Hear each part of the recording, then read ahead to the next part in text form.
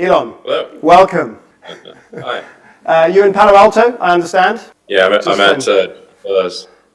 Global Engineering Headquarters in Palo Alto. Great. Well, thank you so much for joining us. I'm actually going to start somewhere a little bit differently than I expected, because I just saw on Twitter a little announcement, and would love to get your thoughts on it. I see you're interviewing Ron DeSantis tomorrow morning. Is that right, on Twitter Spaces? I see. Yes, I think it's, I need to look at the exact time, but tomorrow morning your time, I think it would be probably correct. Okay.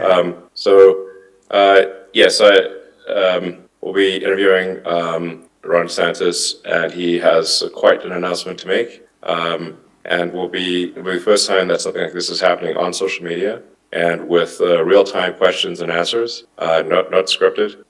So it's going to be live, and let her up. Let's see what happens. And you've been tweeting some Tim Scott stuff in the last few days. What should we be thinking about who you're backing? Obviously, this interview tells us something. Can you give us a sense of where your thinking is at the moment? Yes, I mean, I'm not at this time planning to endorse any particular candidate, but I am interested in X/Twitter being somewhat of a public town square, and where more and more organizations host content and make announcements on Twitter. It's the only place on the internet to really get real time, like down to the minute and second news. And it's so I think it's quite groundbreaking that there'd be a major announcement of this type on social media. And should we expect, sorry, I don't want to go on too long about this, but in your new role as interviewer rather than interviewee, should we expect more of this? I mean, if it's the town square, are you going to be interviewing other candidates, Democrats? What's your thought of this? Are people willing to come? Are you going to be there to execute the town square across the spectrum? Yes, absolutely. So just as I promised when I do a series of media interviews, I did a range of interviews, and I guess this would be also a media interview. So ranging from sort of on the left, moderate, to what's considered right. And I do think it's important that Twitter have both the reality and the perception of a level playing field, of a place where all voices are heard, and where there's the kind of dynamic interaction that you don't really see anywhere else. I mean, today on Twitter, for example, AOC got into and Ted Cruz got into an argument on Twitter, which was independent of which side you agree with, it's still very entertaining.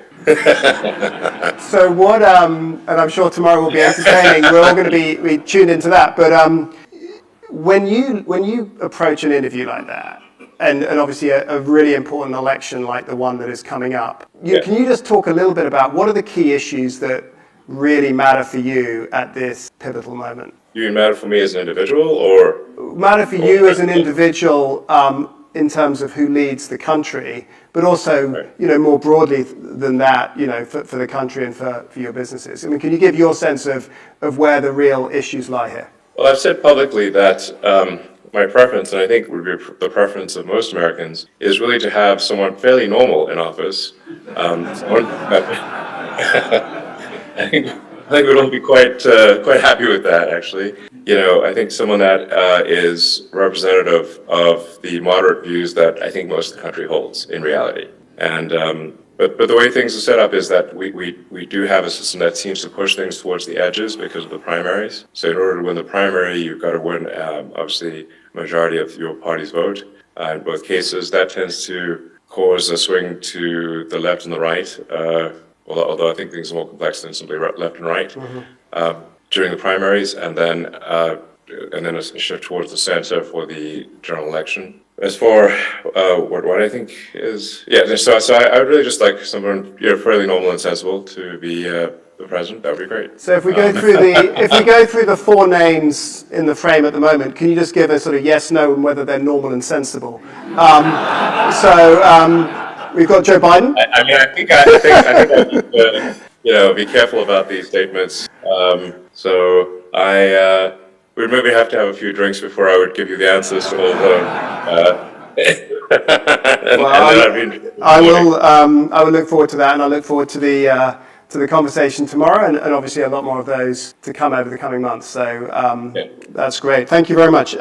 So what I wanted to start with, you've just flown in, I think, in the last 20 minutes. You live a pretty hectic lifestyle, but you said that the only true currency is time. Can you give a sense to the people in this room who are scheduled within an inch of their lives, sort of how what is a day in the life of Elon Musk? What does that look like? Well, my days are very long and complicated, as you might imagine. Yeah. And there's a great deal of context switching. There's a meme I like called relating to Doom, where it's like, fear is not the mind killer, context switching is. So switching context is quite painful. But I do generally try to divide companies, so it's predominantly one company on one day. So today is a Tesla day, for example. Although I might end up at Twitter late tonight. And then tomorrow would be partly a Tesla day as well, but sort of half Twitter. And then Thursday would be sort of a half SpaceX, half Tesla day. But these things are somewhat intertwined. So the time management is extremely difficult. And this is going to sound pretty strange, but I only have one part-time assistant. How many days a week is that? The part-time? Well, I mean, I suppose the hours she works, it would technically be full-time, but it's not. I do most of the scheduling myself. And the reason I do that is because it's impossible for someone else to know what the priorities are. So, and since the most valuable thing I have is time, I schedule it myself, for the most part. So, if you come into Tesla today, do you have a series of meetings set up? Yeah. Or do you come in with something on your mind and you go in and see people? I mean, how structured is this? Or if you show up at Twitter, in terms of the people working for you, how do they handle that? So today I have several hours of scheduled meetings at Twitter. So there are a number of things that operate on a weekly cadence. And so those meetings are already set up. And then I have supplemental meetings at the end of the day. But to be clear, I won't be going to sleep until probably 2 a.m. or something like that. I'll be working almost the entire time. And if you're scheduling this yourself, is AI going to be helpful over the next few years to help you? Are you going to be using technology to help you manage that? I guess we'll all be using technology. I don't use a lot of AI myself day to day. I mean, Tesla AI is actually very advanced for real world AI. It's the most advanced real world AI by far. And in fact, if positions were swapped and it was, say, up to Microsoft and OpenAI to create the best large language model, or if the tasks were swapped, Tesla was given the task of making the most competitive large language model, and Microsoft and OpenAI were tasked with self-driving, Tesla would win. Okay. I don't think people understand the degree of the capability of Tesla's AI system. While I don't use AI a lot personally, Tesla uses a tremendous amount. We'll get onto that in a second, if that's okay. But one final thing in terms of just the management of what you do with your life. You're running 3 very big companies. You have very big stakes and ownership control of 2 of those at least. What is your succession plan if you suddenly can't execute what you're doing, both in terms of who runs the companies, but as importantly, who votes those shares in terms of what happens longer term and strategically? What have you got a plan for all of those? Yeah, succession is one of the toughest age-old problems. It's plagued countries, kings, prime ministers, and presidents and CEOs since the dawn of history. There is no obvious solution. I mean, there are particular individuals identified as that I've told the board, look, if something happens to me unexpectedly, this is my recommendation for taking over. So in all cases, the board is aware of who my recommendation is, which they may choose to. It's up to them, of course. They may choose to go a different direction, but there is in the worst case scenario, this is who should run the company. The control question is a much tougher question, and something that I'm wrestling with, and I'm frankly open to ideas, because it certainly is true that the companies that I have created and are creating collectively possess immense capability. And so the stewardship of them is incredibly important. I want to make sure that the stewardship is ultimately accrues to the benefit of humanity. That's the idea, is the furtherance of civilization. Not that we're always successful in that, but that is aspirationally our goal. So I have one idea, which is sort of partly in place, which is to create kind of a sort of an educational institution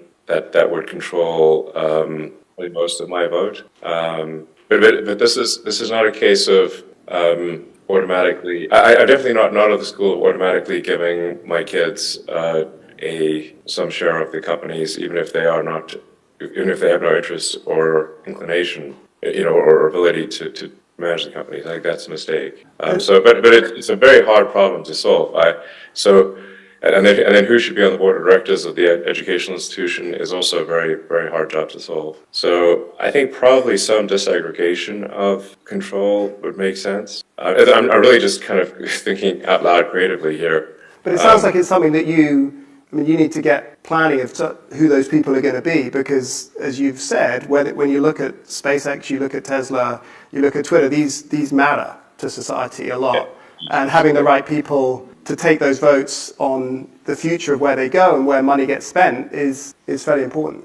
Yes, absolutely. Now, the goals of the companies, the achievement of those goals varies considerably in difficulty.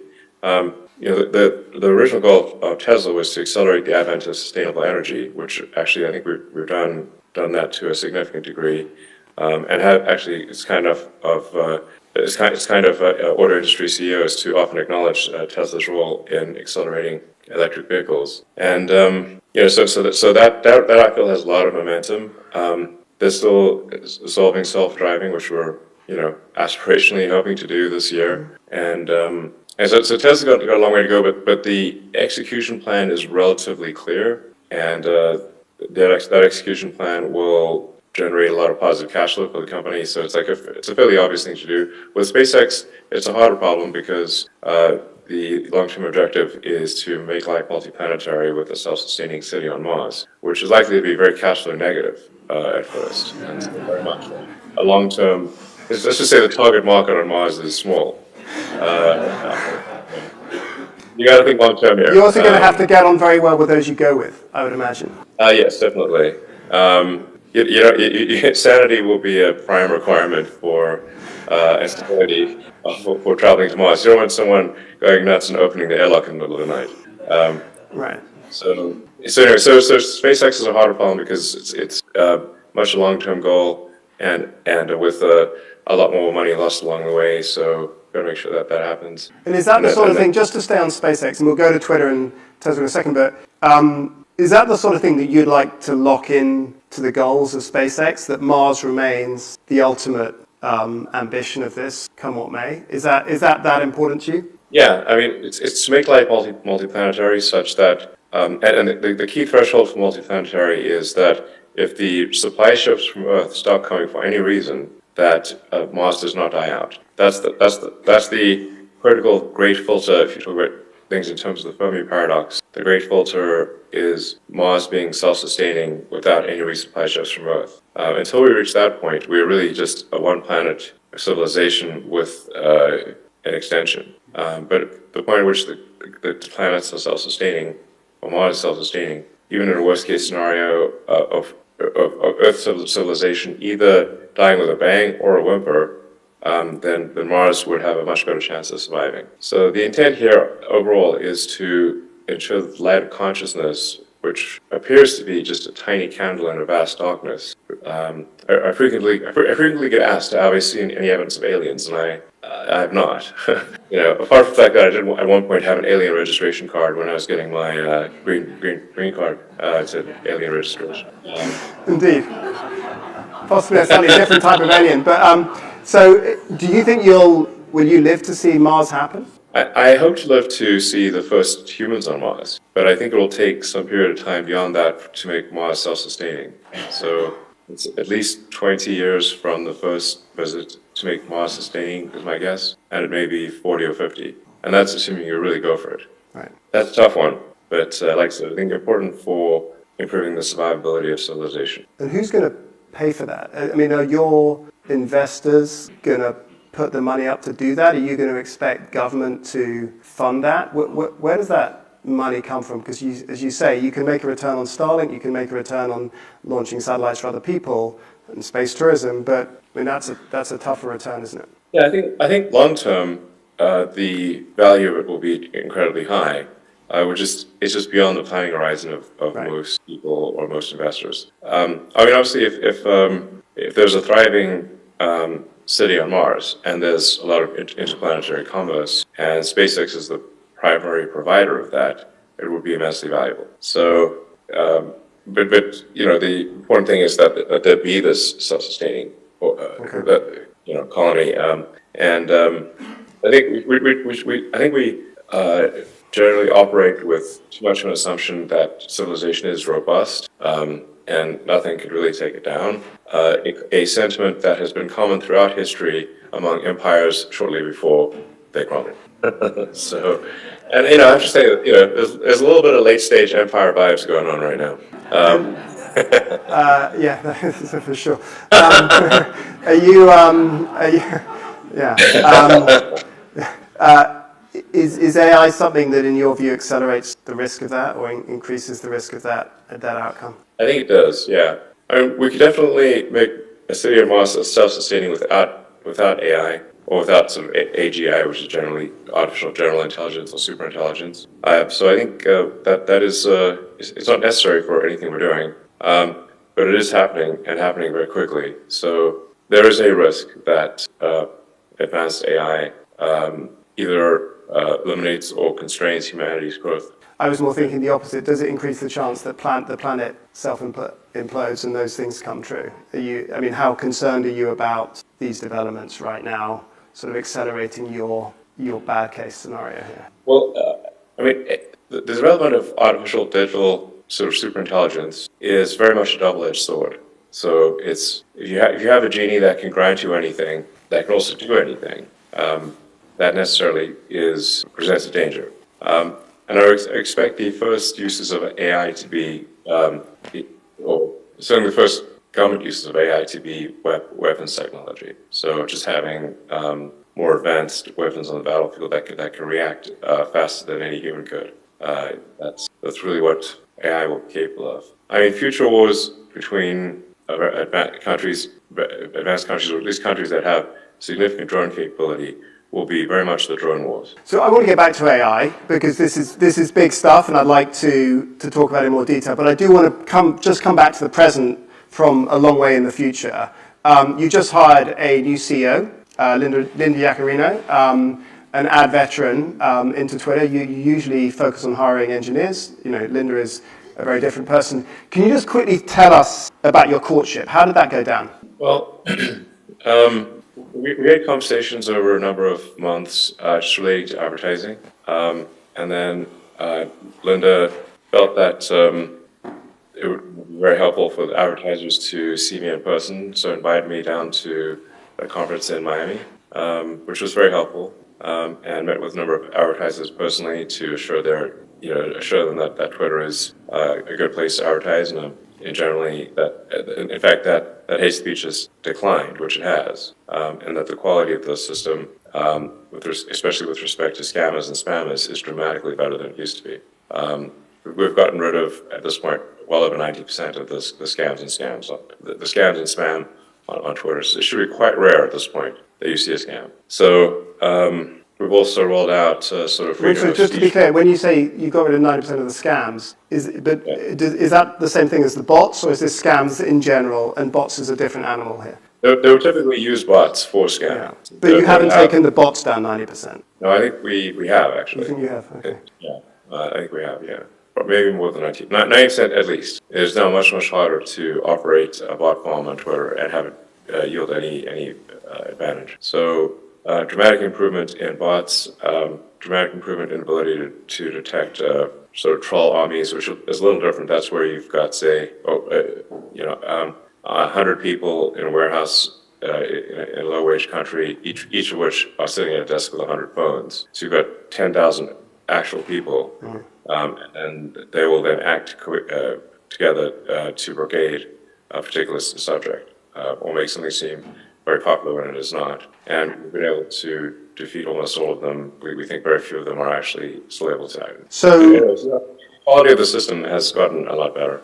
Okay. So have you said to Linda that you are going to keep speaking your mind, whatever the commercial impact of that. And has she agreed to that? Is she happy with that? Are you aligned? Yeah.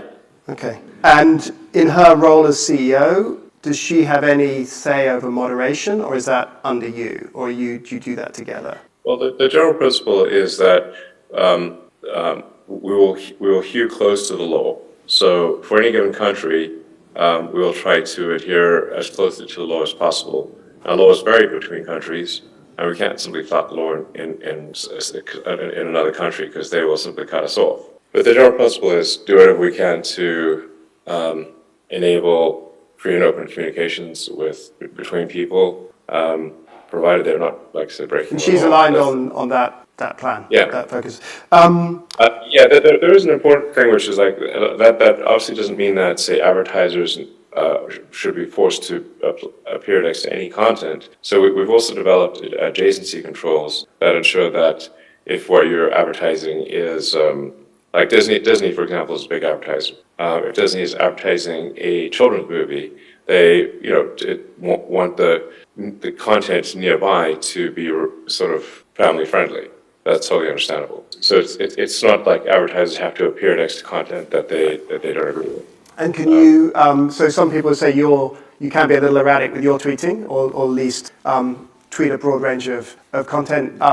Does anybody say, I don't want to be adjacent to Elon Musk? Is that something that's happened on the platform? I've never heard that yet. Okay. But nope, never heard that, even okay. directly. And did that come up with Linda at all? Sort of what you tweet and whether that was something that could affect advertisers? Did she ask you about that? She did, in fact, at the conference that we did in Miami. Okay. So free speech is paramount. Fine. I wanted to ask you a little bit about your vision for Twitter as a community and as a conversation. You've talked about your desire to maximize unregretted time. Can you explain what that means and how you measure that? So previously Twitter was mostly focused on this number called MDAU, monetizable daily active users. But the problem is that when you look closely at that, a bunch of those users never even went to Twitter. They would go to, they would see a notification on their phone about a tweet, but they wouldn't actually click through the site. Right. So what really matters is true user seconds of screen time. So that's the figure we track right now. And that's based on the screen time as reported to us by iOS, Android, and the browser. It would have to be the amount of time the app is in the foreground, which I think is the most rigorous way to assess this. So when you say unregretted, sorry, please keep going. Exactly. So in terms of unregretted, that's a little harder to measure. But we can certainly gather it anecdotally, which is to say that if you spent half an hour on Twitter yesterday, what percentage of that time do you regret? And generally the feedback I've gotten has been very positive, that they find the information to be useful, entertaining, funny. So we seem to be heading in the right direction as far as I can tell. I'm certainly open to any critiques from the room. Well, let me ask you one on that, which is, you recently tweeted about George Soros. You said, let me get the actual, well, let me just get the words, because I'm kind of interested in what you think about this. He wants to erode the very fabric of civilization. Soros hates humanity. That obviously generated a huge amount of response on Twitter on both sides, lots of different viewpoints. Is that unregretted time? That debate that you created, does that fit into that category, do you think? Well, I mean, I said, Soros reminds me of Magneto, Well, you then went a little further than that. But I'm just, again, without going into the Soros tweet itself, you're obviously a big figure on Twitter, and you're setting a tone and an aim. So I'm just curious as to whether that sort of debate, which gets triggered, does that fit into the definition that you're trying to create in that new town square? Well, I mean, I think the important thing is that, look, what I say is not is what I say. It's sort of a town square. I'm not going to mitigate what I say because that would be inhibiting freedom of speech. That doesn't mean you have to agree with what I say. Nor does it mean if somebody says the total opposite that they won't be supported on Twitter. They are. The point is to have a divergent set of views, and free speech is only relevant if it's speech by someone you don't like who says something you don't like. Is that allowed? If so, you have free speech, otherwise you do not. And for those who would advocate censorship, I would say it is, if you succeed in that, it's only a matter of time before the censorship gets turned on you. I agree. I mean, that's your free speech definition, which you said, but I'm just curious as to, on the unregrettable part, what type of conversation you're trying to achieve and whether that's something that is acceptable, but maybe not where you want the broader conversation to go. Well, I mean, I did clarify that, some of my concerns about Soros are that he's funded a very large number of small but influential races around the country, especially with district attorneys. He funded for example, the LA and San Francisco district attorney races with Chess Bodine and the guy I always want to call him Gaston from Beauty and the Beast, but I think it's Gaston. And he's basically he's caused a large number of DAs to be elected who are very easy on crime and will often refuse to prosecute. So you were basically trying to make a deeper point with that short. Yes. Okay. Can I just move on quickly to because I don't want to go too far down that rabbit hole because that debate has played out on Twitter a bit. Is are you back near profitability now? Twitter is not quite there, but we're not like, when acquisition closed, I would say it's analogous to being teleported into a plane that's plunging to the ground with its engines on fire and the controls don't work. So discomforting, to say the least. We had to do some pretty heavy-handed cost cutting to keep the company healthy, but at this point we're trending towards, if we get lucky, we might be cash flow positive next month, but it remains to be seen. And is the staffing the level you now want it, or are you going to start taking it back up again from this? It's gone from, I think, 8,000 to about 1,500 or something like that. Is that correct? That's roughly correct, yeah. I think there's definitely, we are going to start adding people to the company, and we have started adding some number of people to the company, and but there's still a lot of change to happen. So, but I think 1,500 is probably a reasonable number. And does this show what you can do in a big tech company in terms of cost reduction? I mean, when you look around other big tech companies in Silicon Valley, would you say from your experience that there's room for much more significant change at those as well? Yeah, I think Twitter may be somewhat of an outlier in that there were a lot of people doing things that didn't seem to have a lot of value. And I think that's true probably at most Silicon Valley companies. Maybe not to the degree to which it was at Twitter, but it's still, yeah, there's a potential for significant cuts, I think, out of the companies without affecting their productivity, in fact, increasing their productivity. So, in any given company, there are people who help move things forward and people who sort of try to slam the brakes on. And Twitter was in a situation where you'd have a meeting of 10 people, and one person with an accelerator and nine with a set of brakes. So you didn't go very far. Right. So now we're gung ho about releasing functionality, even at a little bit of risk to site stability, so long as it's not too serious. And I think at this point it's probably fair to say we've introduced more functionality in the last 6 months than Twitter has in the last 6 years. And in terms of outages, there were some outages early on. Are you confident things are stable now? Well, outages are not unusual. Instagram recently had an outage, for example. It was reported on Twitter, ironically. We've had outages, but not massive ones, and they've generally been brief and limited in scope. Okay. Do you regret buying it? You tried to get out of it, or are you now happy you bought it? Well, all's well that ends well. We'll see how it ends. Has it ended well yet, or we still got to wait and see? I think we're hopefully on the comeback arc. So, one of the things you have talked about, you bought it for 44 billion. You've talked about it one day being worth 250, I think, in internal meetings. Can you just talk about how you get there? What is the bigger vision? I mean, you want to bring back advertisers now, and are they coming back, by the way? Yeah. Yeah. Can you give any idea of the scale of the comeback in terms of who you lost and who's coming back? Well, I think it'll be very significant. So the advertising agencies, at this point of all, lifted their warnings on Twitter. So appreciate the fact that Group M, for example, removed the sort of their concern label over Twitter, which is a very big deal. And so I think at this point, I expect almost all advertisers to return. Okay. We've also done a lot more to make the advertising more relevant to users, so that we show users things that they're more likely to be interested in buying. Sounds obvious, but Right. That's what tends to happen, yeah. sounds super obvious. I mean, just basic stuff like if you do a search on Twitter, previously the search banner ad did not take the search terms into account, which is pretty insane. So it would just show a random ad.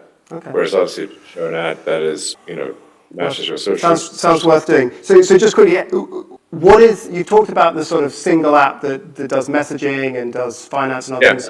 I mean, can you just enlarge a little bit on sort of how you get there and why America wants that? Well, obviously, it'll be up to people to decide if they want it. It's like, do we make something that is useful enough that you want to use it more frequently? Great, that's our goal. So we're not going to do anything to stop people leaving the app or try to trap them in the app, but just provide enough compelling functionality that over time, people's usage of the platform grows. So in 10 years' time, is advertising still going to be dominant on Twitter? I think advertising will always play a role. At some point, say 10 years from now, it may not play the largest role, but it will play the largest role for at least a few years to come. So I want to do a quick fire round of questions. Just, imagine that you're late at night, you're sitting there tweeting a few rapid fire responses to stuff. And I'm just going to ask you a few questions, and if you can just give me short answers, and then I want to go on to AI and talk a little bit about some of the deeper points that you started making earlier. So first one, will Twitter be public again in 5 years? Okay. Do you think the HQ will still be in San Francisco? Okay, not good so far. Let's try a couple more. Which decade are we going to crack artificial general intelligence? I think this one. This one, okay. So it's that soon. Okay. Are you going to take a SpaceX trip yourself? I will at some point, yeah. Not sure when, but it'll be nice. Which is the most exciting country to build a Tesla plant in right now? Well, we did make an announcement that Mexico would be our next location outside the U.S. And picked a site and everything. So there's that, and then we'll probably pick another location towards the end of this year. Is India interesting? Are you still a fan of crypto? Well, I mean, I'm not advising anyone to buy crypto or bet the farm on, Dogecoin or anything like that. Okay. Don't bet the farm on Dogecoin. Might even think maybe you should, but let me advise you, that would be perhaps unwise.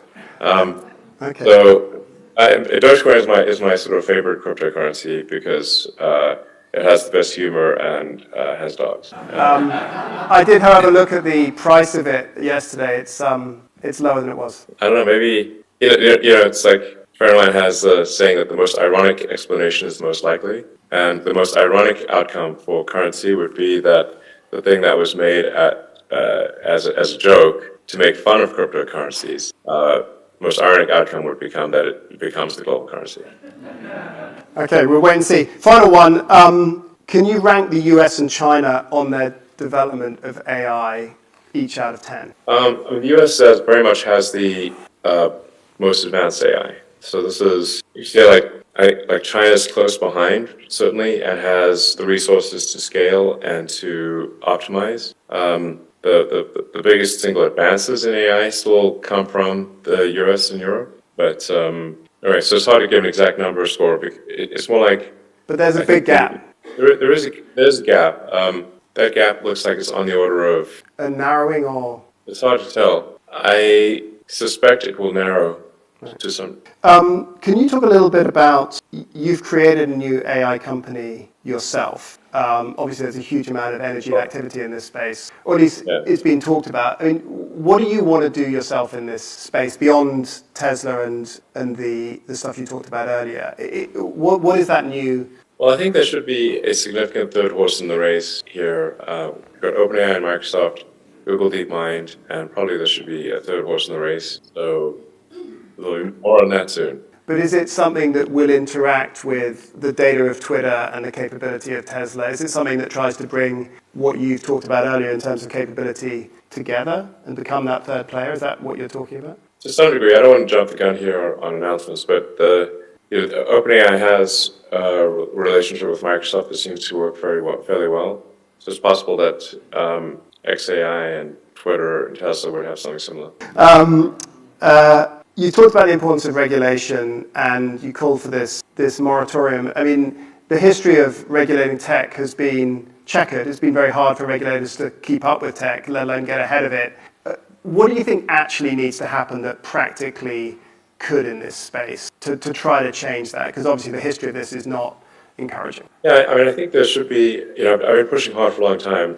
I met with a number of senior senators and people in Congress and the White House to advocate for AI regulation, starting with an insight committee that is formed of independent parties as well as perhaps participants from the leaders in industry, and that oversight committee gains, or I should say, that insight committee gains insight into what various companies are up to, and to the degree that there's competitive dynamics there, you can obviously you would sequester board members who are perhaps have conflicts. But anyway, you figure out some sort of regulatory board, and they start off gaining insight, and then have proposed rulemaking, and then that will get commented on by industry, and then hopefully we have some sort of oversight rules that improve safety, just as we do with aircraft with the FAA and spacecraft,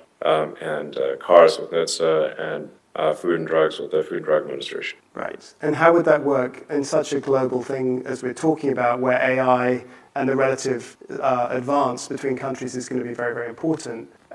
Is that something that is globalizable? Is that? Well, really, the key question is, will China, cooperate with the West? That remains to be seen. But I would still advocate some degree of oversight. I mean, we have regulatory oversight of aircraft, for example, and yet the U.S. is still very much doing great on the aircraft front. Right. So it makes more aircraft than the rest than any other place.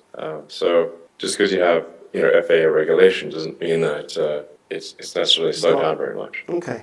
So your view would be that the AI changes today lock in tech giants, the Microsoft and the Googles of this world. Is there also a scenario where it actually helps to bring in new players and change that dynamic, or is that a much more unlikely outcome? There are a lot of AI startups. The thing that's becoming tricky is that you really need three things to compete. You need talented people, you need a lot of expensive compute, and you need access to data. So whoever's succeeding on those three will win. So now that the cost of compute has gotten astronomical, it's now kind of sort of minimum ante, I would say, minimum would be $250 million of server hardware, minimum. That's just relevant anyway. So the startups are more likely to piggyback off what the others are doing rather than compete directly themselves,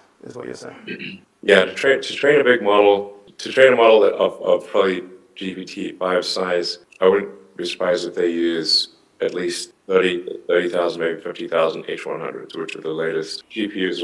It's not quite the right word, but the latest technology from NVIDIA. And then you need to run inference as well. It's a lot of the GPUs are at this point considerably harder to get than drugs. Actually, that's really not a high bar in San Francisco. You can tell us more about that later, but yeah, it's okay. Thank you. Yeah. Couple of things I just wanted to go into on AI, which I'd love your perspective on. What does it mean for society in terms of, is this going to embed wealth and power in a very small subset and create a big widening of inequality? Is it going to democratize and create the opposite? What is your sense of where this heads? In terms of access to goods and services, I think AI will be ushering in an age of abundance. Assuming that we're in a benign AI scenario, I think the AI will be able to make goods and services very inexpensively. And so in anything that is a product or a service where there's not artificial scarcity created, such as I want to live exactly in neighborhood houses. It's okay, well, there's only 100 houses there, so that would still have scarcity. Or a unique artwork would have scarcity. But anything that does not have scarcity that we deliberately designed to be scarce will be plentiful for everyone in a benign scenario. And in the unbenign scenario?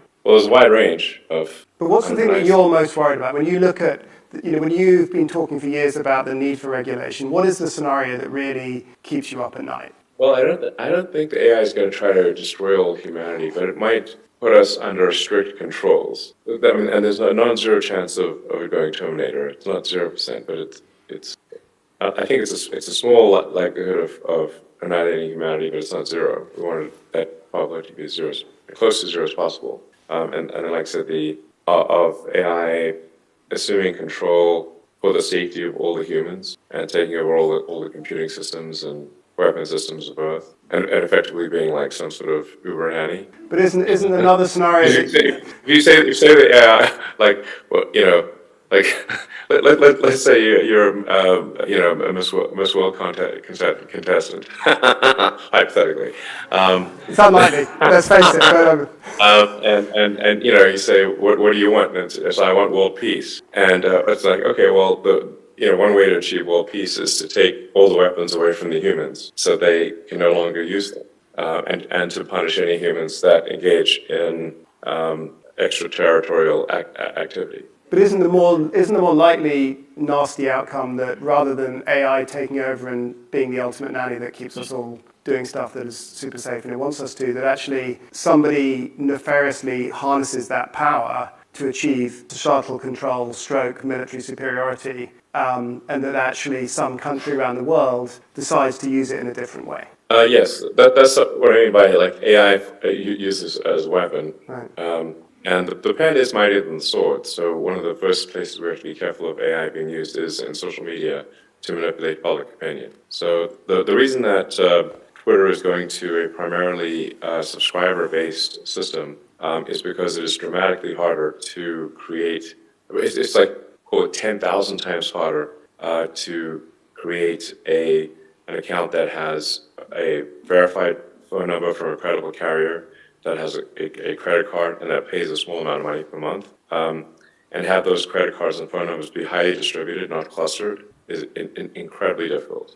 So whereas in the past, someone could create a million fake accounts for a penny apiece, and then manipulate, or have something appear to be very, very much liked by the public when in fact it is not, or promoted and retweeted when in fact it is not, its popularity is not real, and essentially game the system. So the bias towards a subscription-based verification, I think, is very powerful, and that really you won't be able to trust any social media company that does not do this, because it will simply be overrun with bots to such an extreme degree.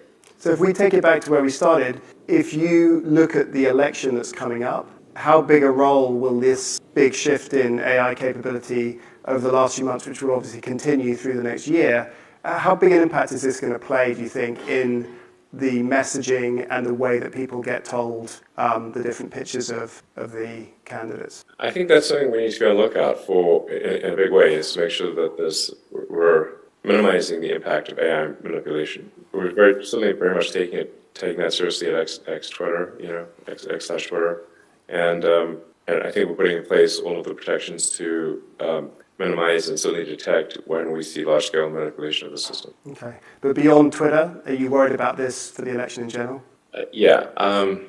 There probably will be attempts to use AI to manipulate the public, and some of it will be successful. And if not this election, for sure the next one. Okay. I've got two more questions on AI, if you've got the time, and then just a little bit on China and Tesla, if that's okay. The first thing is, we talk a lot in terms of AI about the next 5 to 10 years and what the impact is going to be on jobs and some of these things. If you look out on a much longer time frame, given the speed and scale of the change, and you look to your grandkids and great-grandkids, can you just give us a sense of what is it going to be like to be human? How much is this going to change the fundamental nature of how we operate as a race at this point? I think it's going to change a lot, especially if you go further out into the future. I mean, there will be, everything will be automatic. I mean, there'll be household robots that you can fully talk to as though they're people, that can help you around the house or be a companion or whatever the case may be.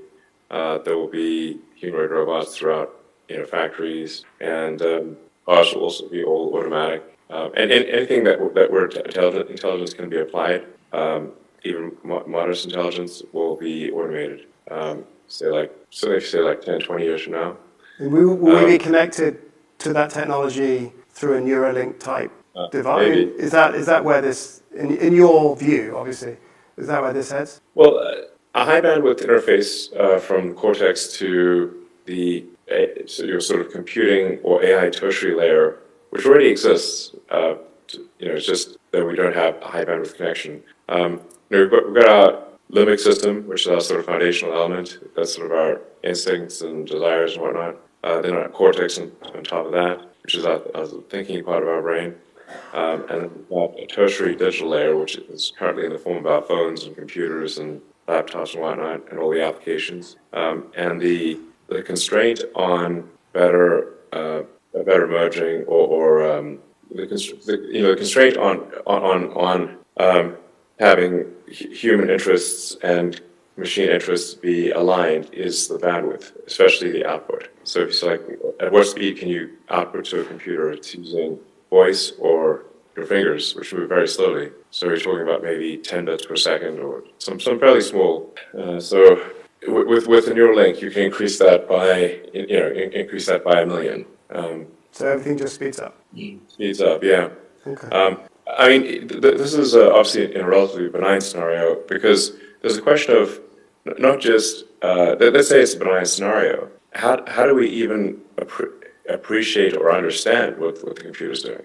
How do we go along for the ride? And if we have a brain machine interface that's, I don't know, a million times faster, then we're more like we'll go along for the ride a lot better. Right. Than if we're interfacing with a phone using two slow-moving meat sticks. If you put it like that. And in terms of, you have a lot of kids, many in this room have kids, what skills do they need to have? What are the 3 skills that you think are most important for them, that you're trying to give them to be prepared and well positioned for this? Well, I think it's important to have a broad range of understanding in many different subjects. So I think general knowledge is important.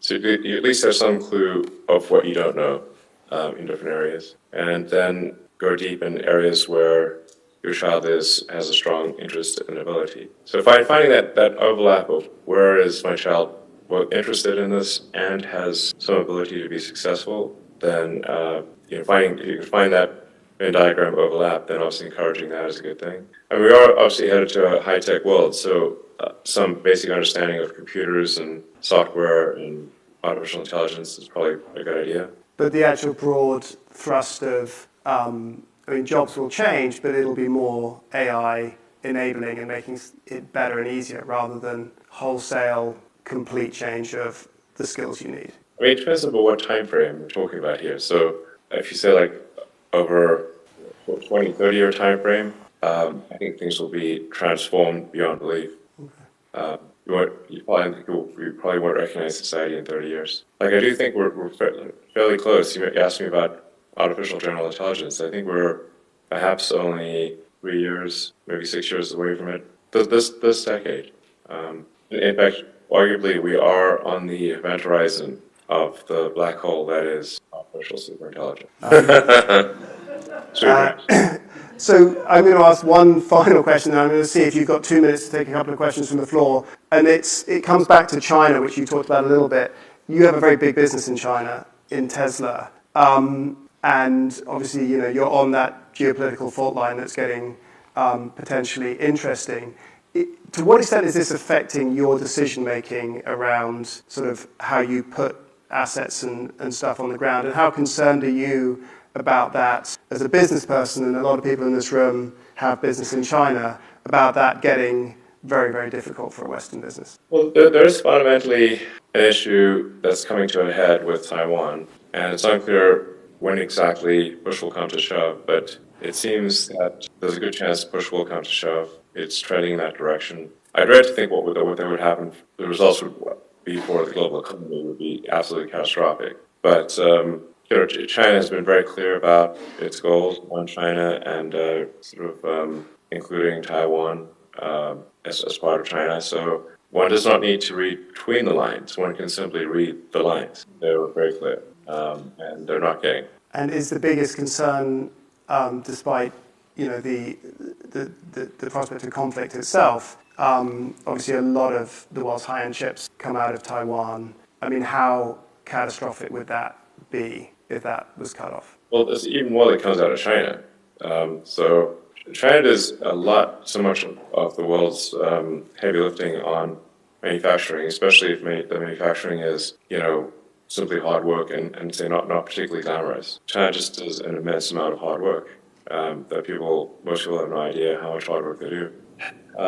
Being cut off from Taiwan is much less of a concern than being cut off from China. Now, China would reciprocally suffer, of course, because I would say that the economies of China and Taiwan they're like conjoined twins with the Western economy, with the rest of the world. So China and the rest of the world being conjoined twins from an economic standpoint will mean that the separation is going to be dire indeed if that happens. I hope it does not happen. So, and there's no easy solution here. But if there's any path to a diplomatic solution, we should really take that seriously. Great. Do you have time to take a few questions from the floor, Elon? Sure. Sure. Does anybody have a question they'd like to pose? We'll go here and then here. Thanks, Elon. Thanks for joining us. I'm the founder of a real estate business in Newcastle in the northeast of England. We manufacture and export more cars from the northeast than the whole of Italy. Would you let me build you a Tesla factory in the northeast of England? Thanks for the offer. So I would strongly consider England for a future location of a Gigafactory. Thank you. I'll get you. So you will consider it. Are you actively considering it? We're not currently looking at new locations, but we will probably towards the end of this year. I'll send you some plans, okay? Davide, here, please. Thank you for your time. Fusion, lots of scientists say could change the world. Planet is the sun. All life on this planet and on Mars depends on fusion, the sun itself. Can I ask you why a man of your brilliant brain, resources and talent is not actually focusing on fusion, which I think could be a game changer for society, and rather than on Twitter where there are many media, decent companies that can do it, and I would say it almost in a trivial way. Well, I think we already have a giant fusion reactor in the sky that's called the sun that shows up every day. Which always like, if you want to know what standing in front of a fusion reactor feels like, just go and stand in front of the sun. Just walk outside. That's what a giant fusion reactor feels like, because that's what the sun is. It converts about 4.5 million tons of mass to energy every second, and requires no maintenance.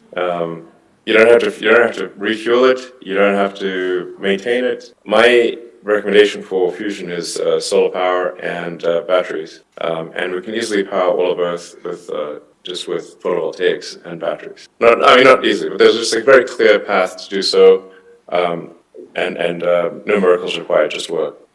Interesting. I'm also an advocate of wind and of nuclear fission, geothermal, hydro, and whatnot. We'll take a couple more. One here and then the lady at the back. Thank you. As you're considering exposure to China, and particularly in the EV space and with the battery supply chain, what's your process for evaluating political risk in the near and midterm? I guess I just talk to my team, read the news, assess the opinion on Twitter, I suppose. There's a very deep analysis you can get on Twitter from people that are world experts on a particular subject. I don't know. I think we try to prepare for the worst, hope for the best, and make sure we have factories in geographically diversified regions of the world where the supply chain is as localized as possible. But this is important also for force majeure situations. So if there are earthquakes, wildfires, riots, revolutions, ice storms, heat waves, you name it. I think I've seen it all at this point. So you want to have a supply chain that does not inherit force majeure from all of Earth, because something that's going to happen somewhere. It's a big planet. So that's why I think it's important to have localized supply chains with factories in many geographies. Last question from the lady at the back. Thank you. Yeah, you famously tweeted that you thought that population collapse was a much bigger risk to humanity than climate change. What do you think families, even companies, can do to ensure that more of us want to have more children? Well, yeah, I mean, I think it's very telling if you look at the birth rates, which are just publicly available. You can look at, say, the birth rate last year for every country, it's available online, and you can look at the trend in birth rates, and it's just very clear that the trend has been strongly downward, and that we've recently hit all-time lows. You'd think if, during COVID, what else are you going to do? You might as well have a kid. But it didn't happen, actually. We had a big drop in birth rate during COVID. Maybe an increase in divorces, too, since spend a lot of time with their significant other. So I think generally, simply changing people's mind about the goodness of having kids, it's like very important to have kids in order to continue civilization. And I think sometimes it's viewed as, kids are viewed as an imposition on the world. I don't think that's the case at all, or that people sometimes think there are too many people in the world. That's certainly not the case. You can fit all of the humans on Earth on one floor in the city of New York. It would be uncomfortable, but just to give you a sense of the cross-sectional area of Earth that is human is very tiny. It just seems big if you're in a big city. But for the vast majority of the Earth, if you're given a task from a plane of dropping a bowling ball and you have to hit someone, you'd miss. You'd almost never hit anyone. So the point is that you very rarely go over a person in an aircraft. You fly from LA to New York, there are vast areas of land with no one at all. Anyway, I think we want to just generally have it be socially encouraged to have kids. I think certainly companies need to support employees that have kids. I think in terms of government incentives, there should be some, I think, tax breaks for having kids, or make it financially not burdensome to have children. And so it's worth bearing in mind, like, autonomy aside, if someone doesn't have kids, what you're actually asking is that someone else's kids take care of you when you're old. And that doesn't seem like quite right, because that's what they'll be forced to do, absent automation, is that someone else's kids will have to take care of you when you're old. And, so I think, anyway, one way or another, we need to solve this birth rate issue, or civilization will dwindle to nothing. Isn't that where AI comes in? It'll do all the jobs for us, so we can handle a potentially lower population, or what you're talking about. There will be robot nannies that are very confident, so that will help. Good. Elon Musk, thank you very much for joining us.